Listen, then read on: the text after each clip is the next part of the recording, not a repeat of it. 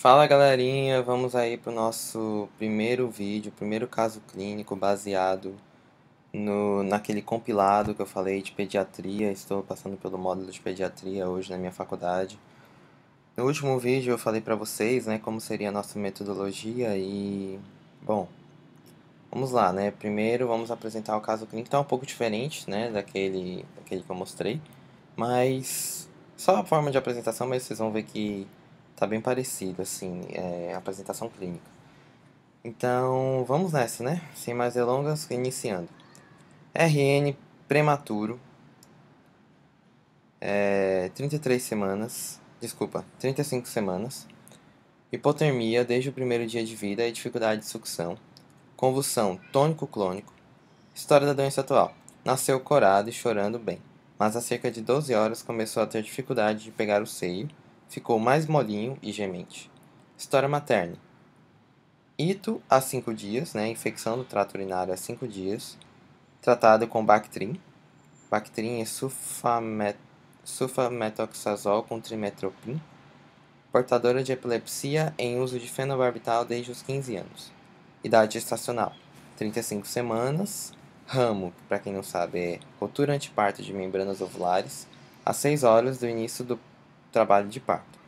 Peso: nasceu com 2,1 kg, temperatura de 34,1 graus, hipocorado, fontanela anterior abaulada, frequência cardíaca de 190 batimentos por minuto, frequência respiratória de 70 incursões respiratórias por minuto, fígado a 4 cm do rebordo costal, criptocardia unilateral à esquerda.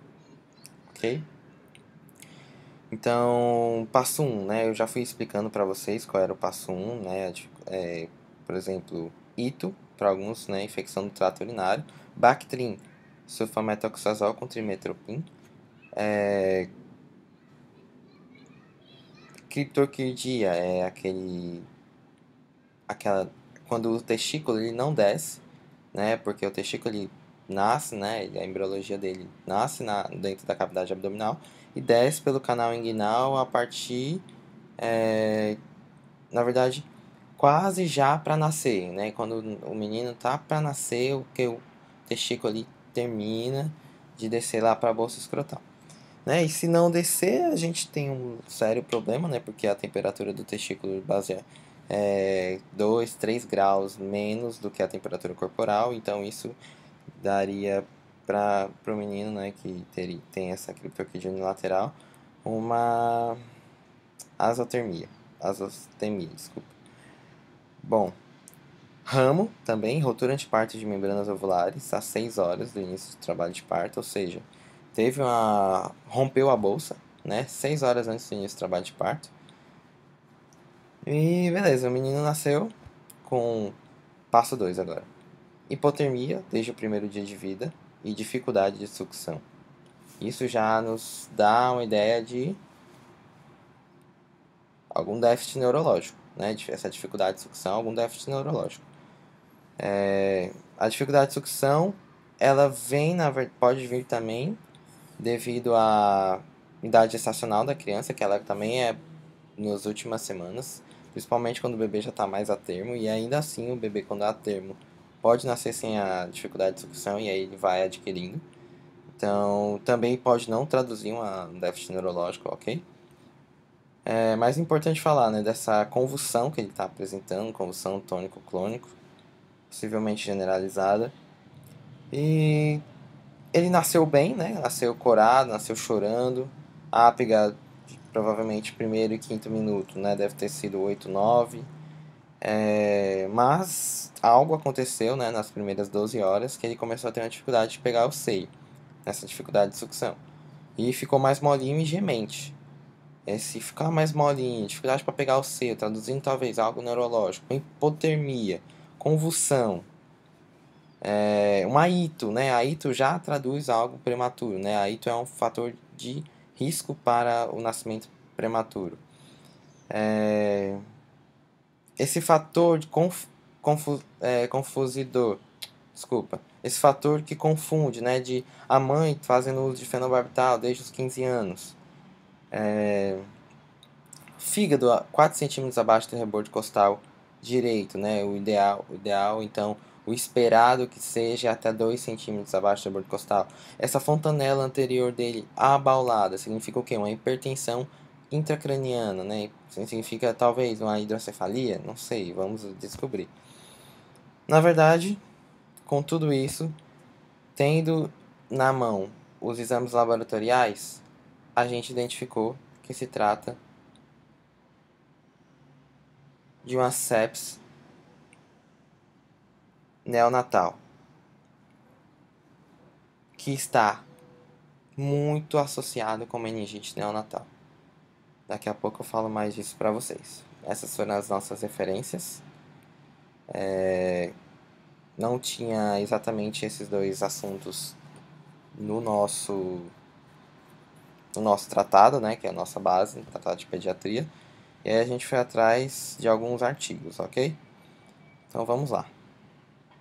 Para quem não segue ainda a gente no Instagram, segue lá, @lucamateus, perfil pessoal, e @lucamateus_oficial, perfil da medicina.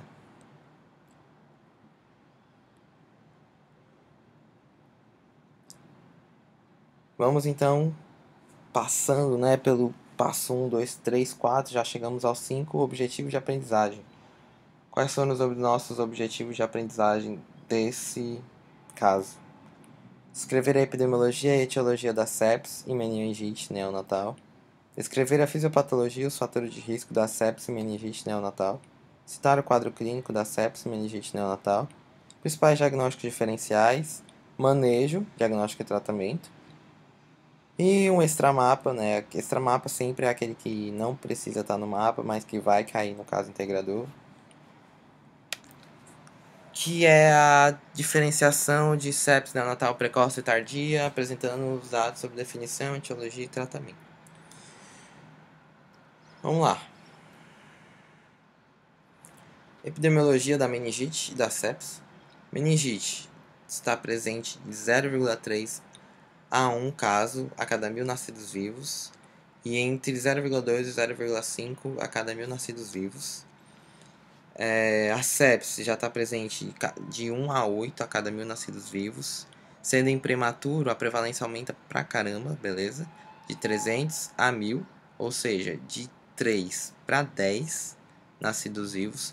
Pré-termo, com peso menor do que 1.500 gramas, cerca de 25% apresentam meningite. Ou seja, das pessoas que têm, dos neonatos que têm sepsis, né, dos recém-nascidos, 25% cursam com meningite, para você ver essa prevalência entre as duas bastante intrínseca.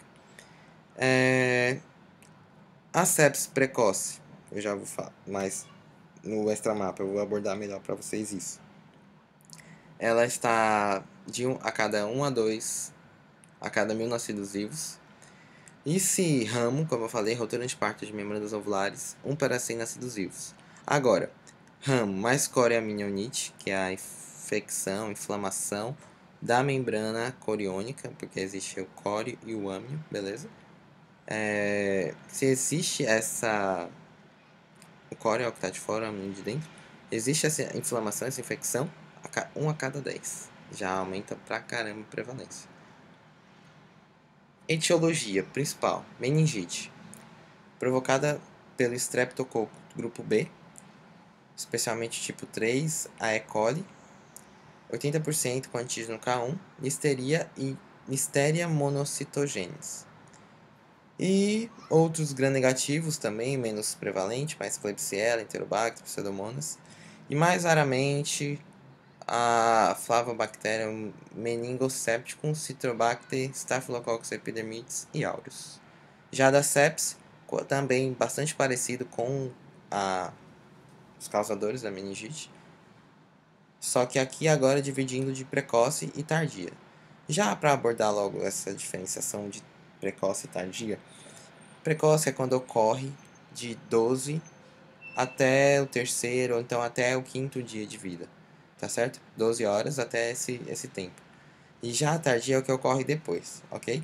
Desse tempo. Geralmente a precoce está relacionado a algo que atrapalhou o parto, ou então na hora do parto, periparto mesmo, perinatal.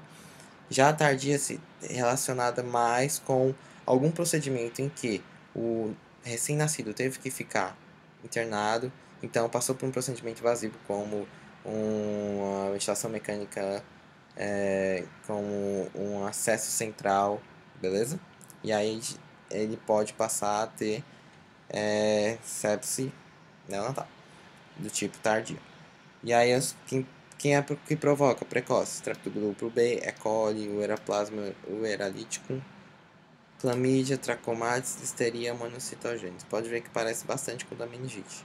E da sepse tardia, Staphylococcus epidermidis, Staphylococcus aureus, E. coli, Pseudomonas, Proteus, Serrático, Klebsiella, Enterococcus, anaeróbios e fungos. Esses últimos, aqueles que estão mais prevalentes, contexto hospitalar. Qual é a fisiopatologia? A meningite neonatal é um processo infeccioso nas meninges que ocorre entre o nascimento e o 28º dia de vida. Os agentes infecciosos chegam ao sistema nervoso central pela via hematogênica, associando-se à sepse em 75% dos casos. Então, a sepse se associa à meningite em 25% dos casos, já a meningite se associa à sepse em 75% dos casos. Por isso, as duas estão bem atreladas, mas infelizmente no tratado a gente não tem as duas juntas. Facilitaria bastante o estudo como para vocês estudarem. Geralmente a meningite provém, né, de lesões abertas ou então com associada a ventilação mecânica, DVP, derivação ventrículo peritoneal, beleza, que precisa fazer um acesso central, precisa na verdade fazer uma trepanação para colocar, geralmente se faz retroauricular ou no osso temporal, e aí a drenagem, né, do próprio líquido que devido a alguma patologia ele está produzindo muito pelas células ependimárias, e aí a gente precisa colocar esse líquido lá para baixo para ele eliminar, geralmente por via urinária. E beleza, esse ADVP vai também, pode ser um fator de risco para a meningite neonatal. Prematuridade, como eu falei, situação espera e parto, rompimento de membranas, não ter sido vacinado contra o Streptococcus B em caso de prematuridade, beleza? Em caso de ramo, né? Então, e também transmissão vertical, né? Como eu falei, do Streptococcus B, o E. coli e Listeria monocytogenes. Fisiopatologia da sepsis, sinais sistêmicos de infecção acompanhados de bacteremia no primeiro mês de vida, já precoces, baseada em menos de 72 horas, já falado, fatores maternos e periparto, e também intrauterino, hematogênica ou transplacentária na passagem pelo canal de parto após o nascimento. Tardia, maior do que 72 horas, colonização dos RNs internados em UTIs e patógeno de origem hospitalar. Fatores de risco, como já falado também, meningite, vamos só citar também outros, como baixo peso ao nascer, gemelaridade, sexo masculino, beleza, galera, é um fator de risco, asfixia, manobra de ressuscitação do neonato, febre materna periparto, hito gestacional, coreamionite, hemorragia cerebral, doença de membrana hialina, distúrbios metabólicos, malformação do SNC, válvula ventrículo peritoneal infectada gerando uma ventriculite, beleza? Materna, alguns fatores de risco materno, pré-eclâmpsia, hipertensão, diabetes gestacional, uso de drogas e as infecções congênitas, que a gente bem conhece, as torches. E alguns fatores relacionados ao parto, né? Líquido amniótico fétido ou purulento, bolsa rota maior do que 1 hora e sofrimento fetal. Neonato que dá AMC com ápiga no primeiro e no quinto minuto menor do que 7 também constitui um fator importante de risco.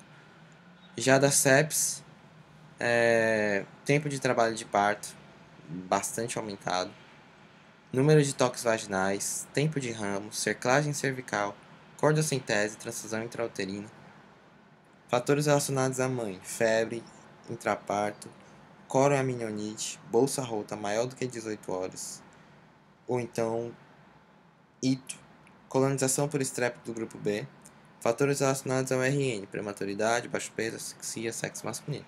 Tardio, procedimentos invasivos, intubação traqueal, VM prolongada, catéteres centrais, nutrição parenteral, punções vasculares periféricas e sondas nasogástricas. Uso de antibióticos de amplo espectro, que vai gerar resistência, principalmente também pessoas que ocupam leitos um ao lado do outro necessitam de fazer um antibiótico que a bactéria já está bem resistente. E aí a pessoa que está do lado não está com a bactéria tão resistente, mas porque aquela bactéria, aquela pessoa está fazendo uso de aquele antibiótico, a pessoa começa a ter resistência porque a bactéria passa para também aquela pessoa do leito vizinho. E aí tem que ter bastante atenção a isso. Geralmente até as pessoas que estão em leitos próximos costumam fazer a mesma antibiótico profilaxia, antibiótico terapia. Quadro clínico da meningite. Vamos ver o que o nosso paciente tinha, né? Febre presente em menos da metade dos casos, ou seja, o paciente nosso estava hipotérmico, né? E no caso de uma meningite, ela está presente em menos da metade do caso. Ah, mas se trata de uma infecção, vai aumentar a interleucina 6, vai aumentar fatores de inflamação. Beleza. Mas nesse caso da meningite, a febre está presente em menos da metade dos casos. Letargia, né? Já recusa alimentar.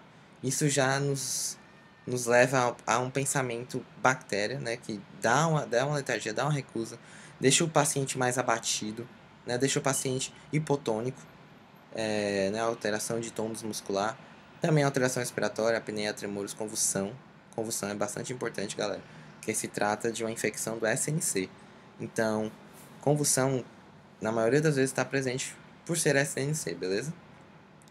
Alteração da fontanela, cursando com hipertensão, síndrome de secreção inapropriada do ADH e síndrome de irritação meningo-radicular, né, como a gente sabe.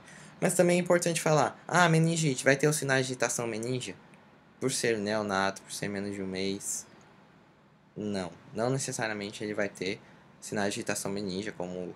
Ele não vai nem falar rigidez de nuca, mas não vai ter as manobras de Kern, Glaseg, né, o Brudzinski positivo. Isso não necessariamente vai estar presente no RN. Já de sepsis, a temperatura, vai haver uma instabilidade térmica, tanto hipotérmico como hipertermia, e extremidades frias. O SNC vai ter a letargia, irritabilidade, isso aí a gente já vai falar a parte da meningite, né? Mas também podemos ter movimentos oculares anormais, e como eu falei, sucção débil, né? Naquele déficit neurológico. Importante atentar. Do trato gastrointestinal, uma recusa alimentar, vômitos, diarreia, distensão abdominal, edema, eritema da parede abdominal, hepatomegalia, aumento do resíduo gástrico. Do trato respiratório, cianose, gemência, apneia. Essa gemência, às vezes, cursando, né, também com uso de musculatura acessória, né, batimento de asa no nariz, retração, tiragem subcostal, intercostal, com aumento de O2 em pré-termos. Ausculta cardíaca, palidez, alguns pontos que a gente também pode colocar, uma arritmia, um edema, taquicardia maior do que 180, viu, galera? Taquicardia no RN maior do que 180 a gente considera. Na verdade, alguns autores consideram, né, até 2 meses, 60. De 2 a 11 meses, 50. Acima disso, até 5 anos, 40. Acima disso, 30. Depois, 20. Né? Até os 8 anos, 30. Depois disso, 20. E aí baseia-se como do adulto. Mas, nesse caso da taquicardia, desculpa, eu falei sobre frequência respiratória.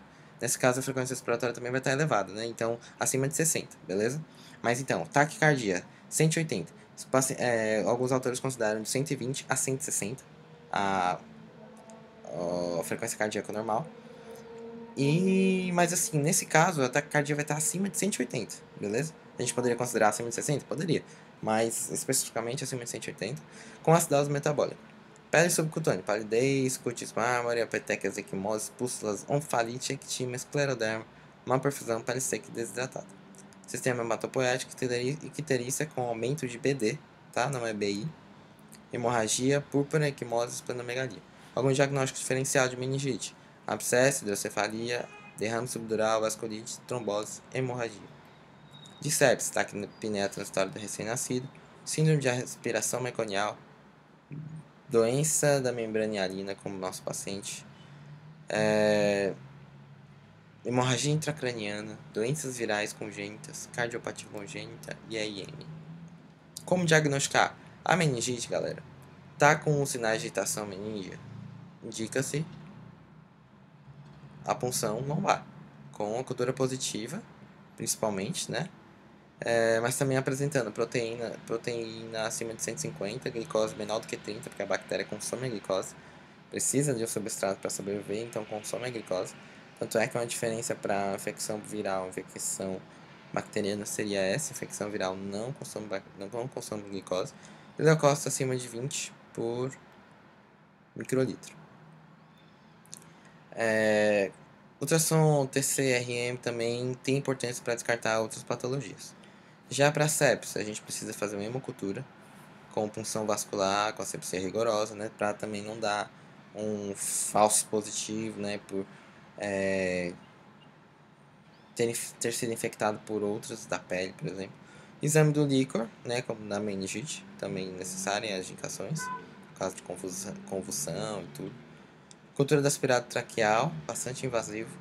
Urocultura com anomalia congênita ou ito. Cultura do aspirado gástrico, leucograma, com plaquetopenia menor do que 100.000 e leucocitose acima de 20.000. Procalcitonina, bastante específico para infecção bacteriana. PCR acima de 1 mg por decilitro e VHS maior do que 10 mm. E assim, neonatos que vêm de domicílio. Por que isso, né?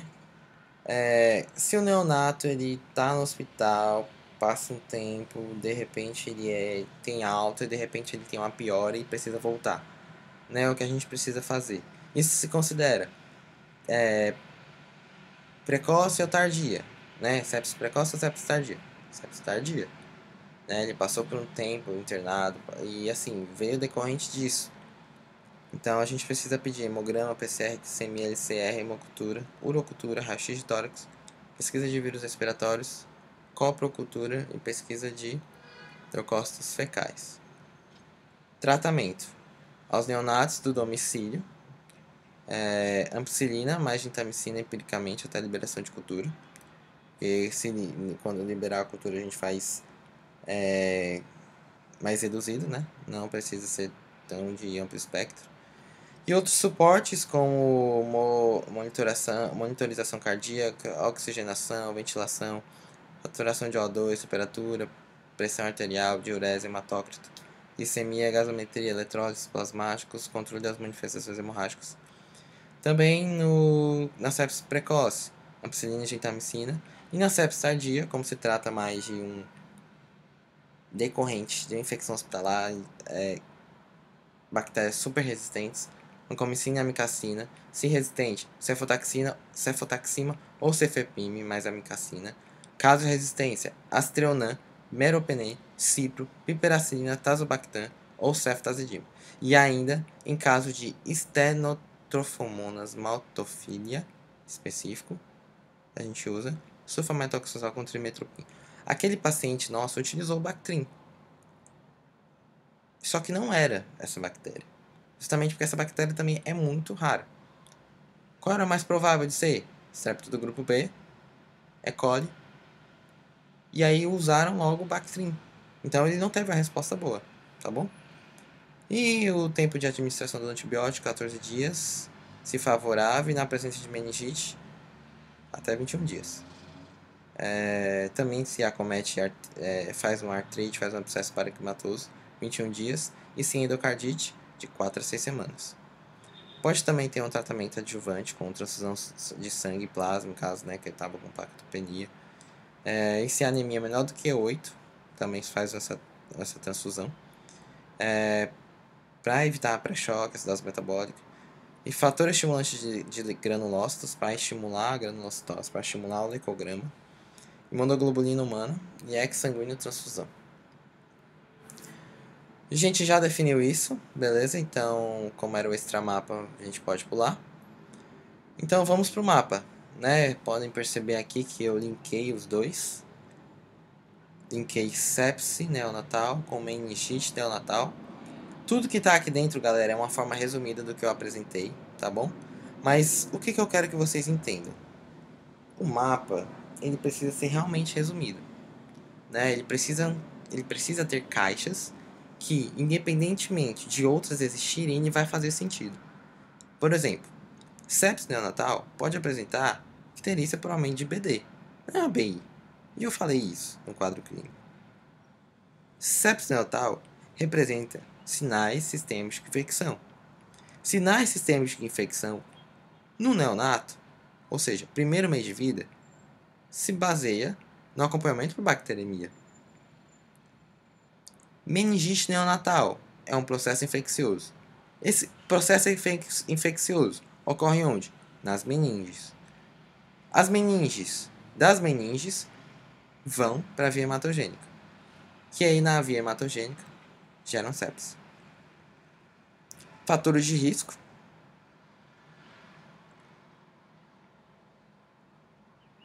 Quadro clínico da meningite. Fatores de diagnóstico diferencial. Diagnóstico. Beleza? Tratamento da sepsis e da meningite. Fatores de risco também do neonato. Quadro clínico e a própria incidência. Beleza, galera? Então era basicamente isso que eu queria falar com vocês, pra vocês. Espero que tenha ajudado. E que vocês possam dar um feedback aí de como vocês gostariam que fosse, se tá bom, se eu preciso dar ênfase em mais alguma coisa. Se tiver dúvida, coloquem nos comentários que eu responderei, tá bom? Valeu!